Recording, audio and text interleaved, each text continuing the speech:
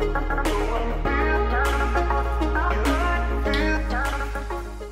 so I'm going to be going through how to make the flower pillow that we'll be making at So Magical, Tennessee. This is my Friday morning class at 8 a.m. So if you're in this class, great. I'll be seeing you guys in a couple days. But if you want to make this flower pillow, we also have these kits available on my website, which is garnersewingroom.com. And look under kits, or just type in kits, and then you'll see the different types of flower kits we have available. Okay, so what you're gonna have when you buy the kit at this, offline, you'll get instructions as well.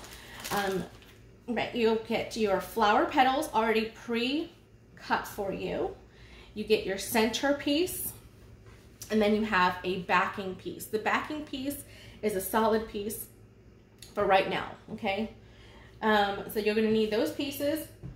You're going to need some scissors to cut, and then you're also going to need a Sharpie for you to make some marks. And you're gonna need some clips, your sewing machine with a matching thread. If you want to match your thread at the bottom with this color, then change your bobbin to match this color. And really the top color doesn't really matter. The bobbin color is the only thing that's gonna show later on in the process. Okay, so now what you're going to do is you're going to audition which pieces you want together. Okay, so what that means is I'm going to spread these out and see in what order do I want my flower petals to go. I think I want the gray in between the yellow part, just to kind of make it pop a little bit. Yeah, I think that's what I want, like that.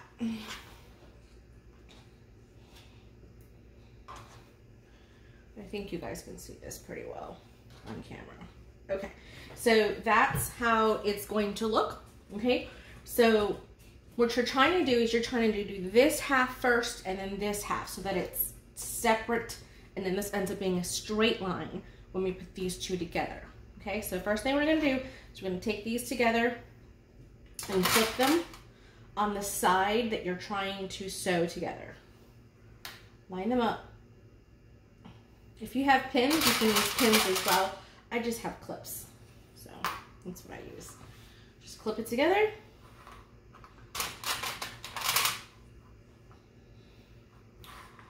Like so, and then we're gonna go ahead and get started sewing. Okay, and then you're doing a quarter inch seam allowance on this.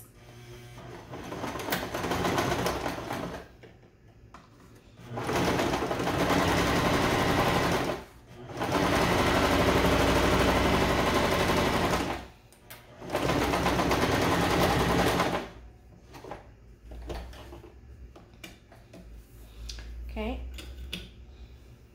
so now you've sewn that.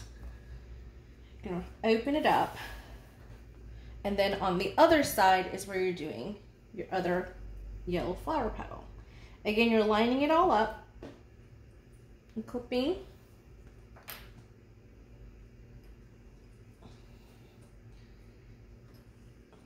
And you're going to sew all the way from one side to the other. You can start at the pointy end or up at the curve. It doesn't really matter.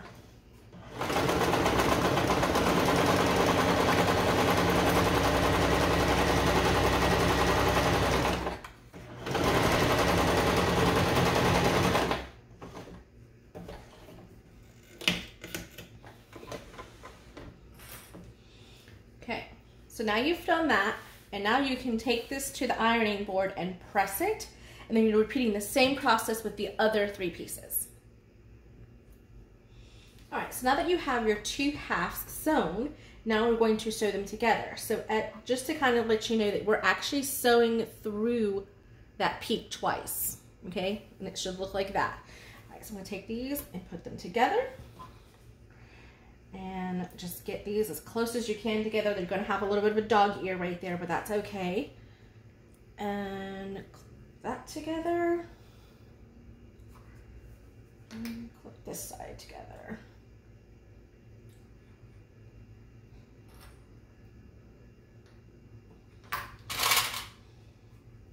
like to have a couple of pins or clips in between my starting and joining pieces. Okay.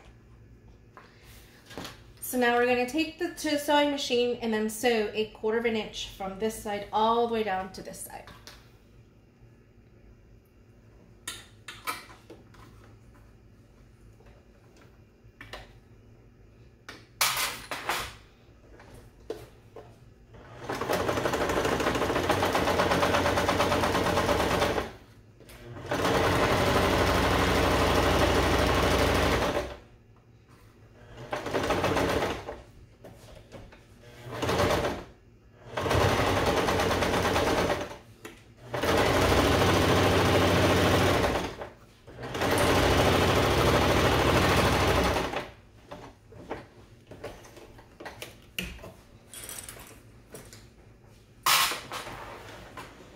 Okay, so now that's now sewn up, and you can either finger press this or you can press it at the iron.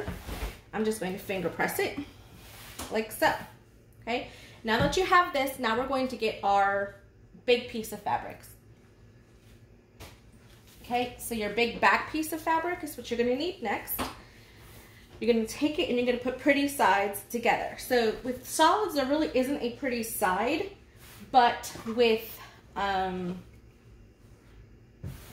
you'll see that it'll be big enough, it'll cover the whole area. Okay, so if you have 2 prints, then you're going to want to make sure that pretty sides are matching together. We are going to leave a turning hole where we can turn this inside out.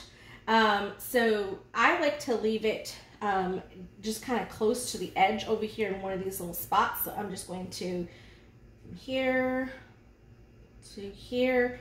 Not too big, just big enough to put your hand in so you can stuff it, but at the same time, you don't want it too big, because then when you have to tuck it in to sew, especially on a curve, it can be a little challenging. All right, so we're going to go ahead and pin this all the way around and then sew. Okay, and so now we're going to go ahead and sew this down using a 1/4 inch seam allowance, which for me is the side of my presser foot. When you get to these seams, you want to have your needle down at that seam where these 2 meet right here. Needle down, put up your foot and pivot. Take your time. Curves can be tricky.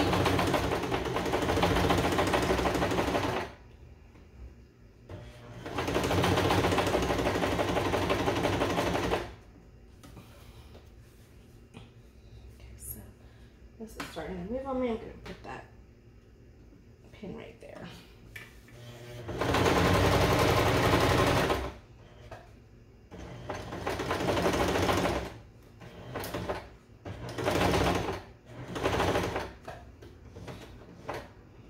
And I'm hand cranking to get right to where I need it to be before I do my pivot.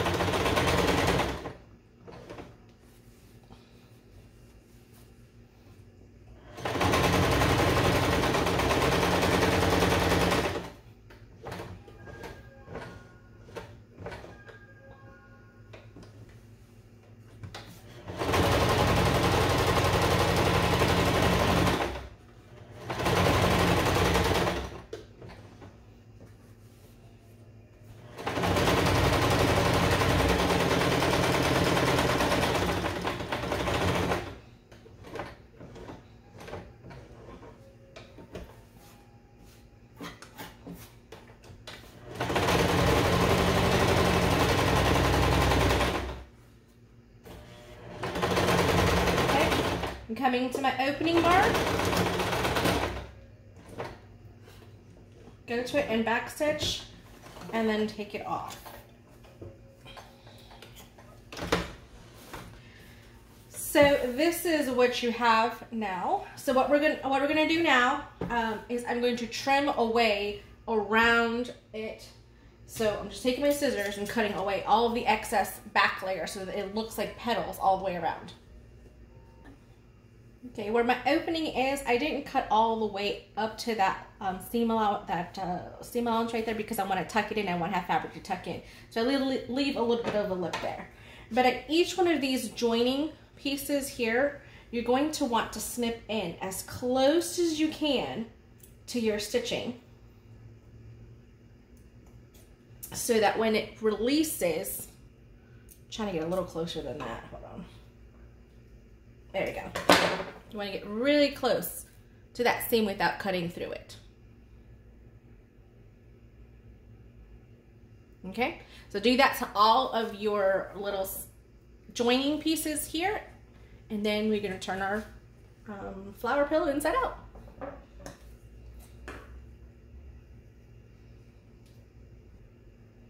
Okay, so when you turn your pillow inside out, you really want to push up against these curves so that it starts getting its shape. Okay, so what you're going to do is just going to go inside,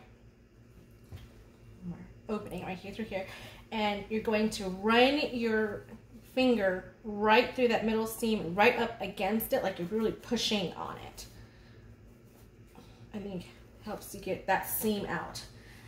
Then you can take it to the ironing board and press it really good and make sure to get this piece here tucked in, looking like the curve,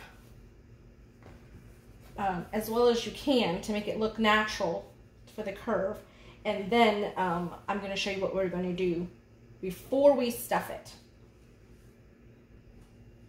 All right, so now you see I've pretty much hand pressed it as much as I could, and then through here I made sure to really pay attention to that. So now what we're going to do is we're going to grab our circle piece like so, and we're going to draw a circle right in here. So the circle just needs to be smaller than this circle.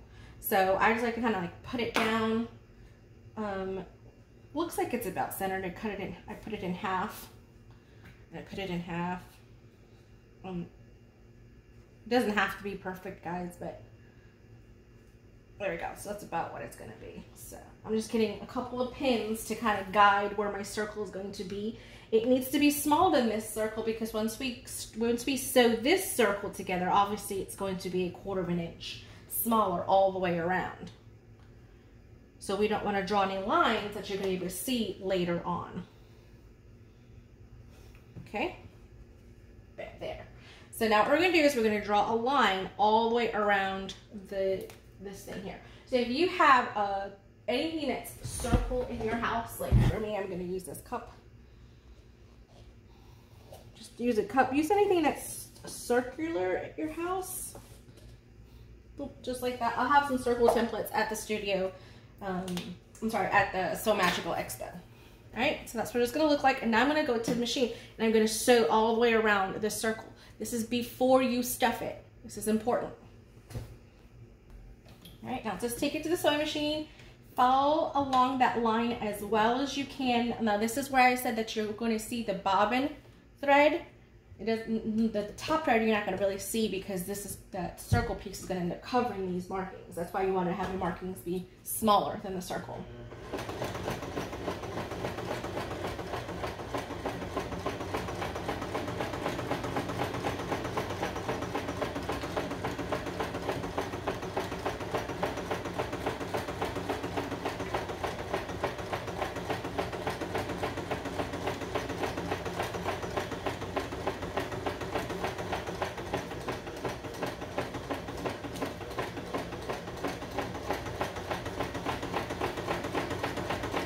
You're going to full circle, back stitch, lift it up.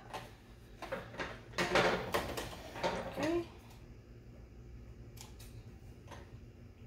Clip your bobbin threads. All right, so I did a contrast color so you guys can see the circle on the back. So this is the only piece of stitching that you're going to see. Right in there, it's a purple line. All right, so now we can take our pins off and we can set this aside to stuff. We're going to want to grab our circle pieces, our 2 circle pieces, and you're going to want to put them pretty sides together. Okay, just like that. And you will be leaving a turning hole on this one as well to turn it inside out.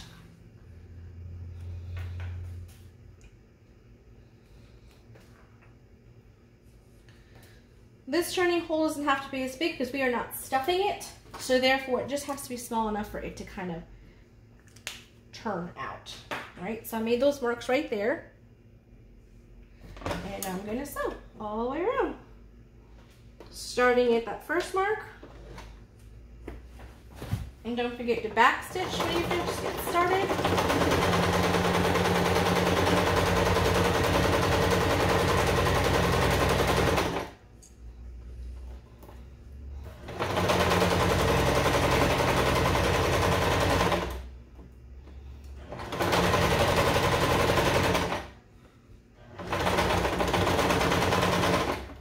Back stitch when you get to the end and take it off.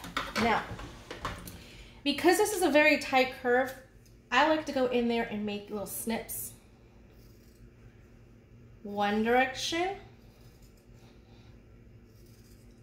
and then I come back the other direction and make like little triangles. Guys, can you see that?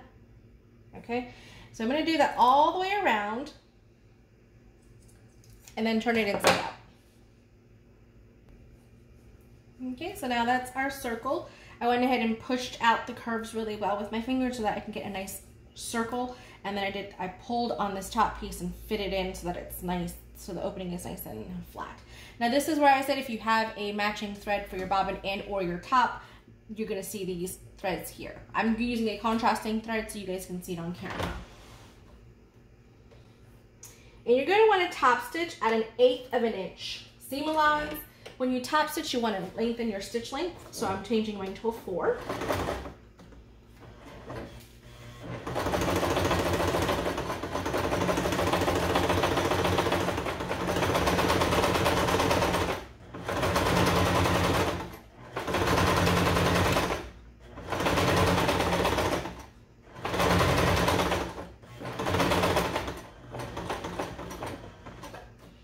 I like to just stick it over those original stitches by 3 or 4. It's the same thing as a back stitch.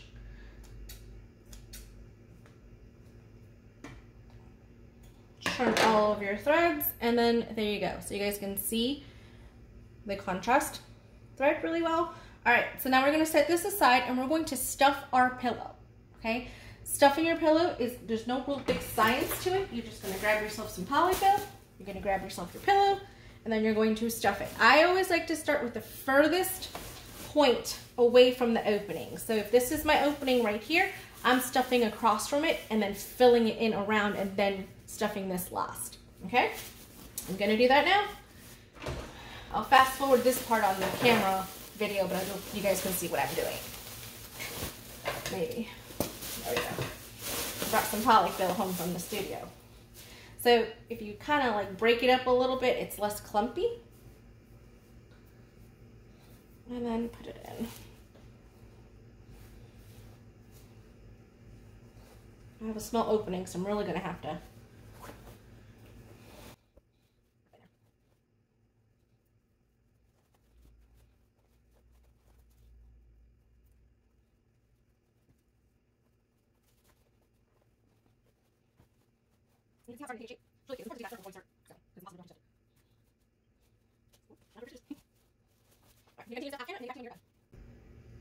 Okay, now that your pillow is stuffed, right here where the opening is, you're going to want to go ahead and take the marks that you had already pressed down and just line those up and pin in place.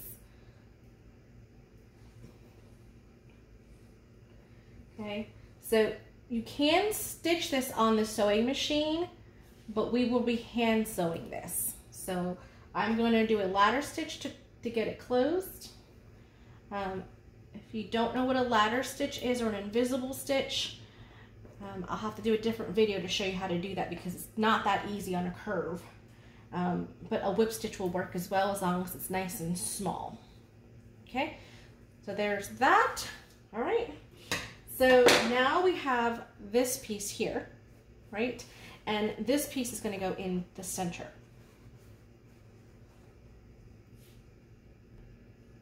Okay, so this piece here goes in the center. So you could put this on, you could sew it on all the way around before you stuff it.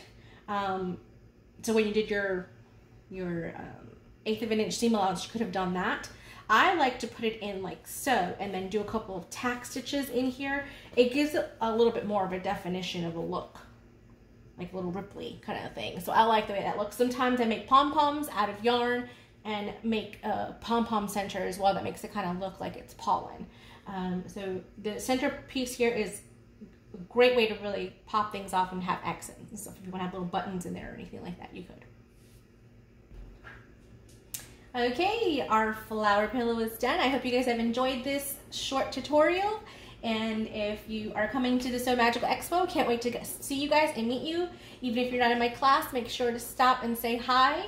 I will be pretty much walking around most of the day, but I have 2 classes, the flower pillow on Friday at 8 a.m. and then the t-shirt quilt on Saturday at 8 a.m. And then I might be hanging out with Nicole over at New Moxie at her booth over down at the vendor area. So, all right guys, thank you so much. Don't forget to like and subscribe and share this video with your friends. And if you want to purchase a kit for making a flower pillow, you can visit our website at garnersewingroom.com. Thanks guys, have a blessed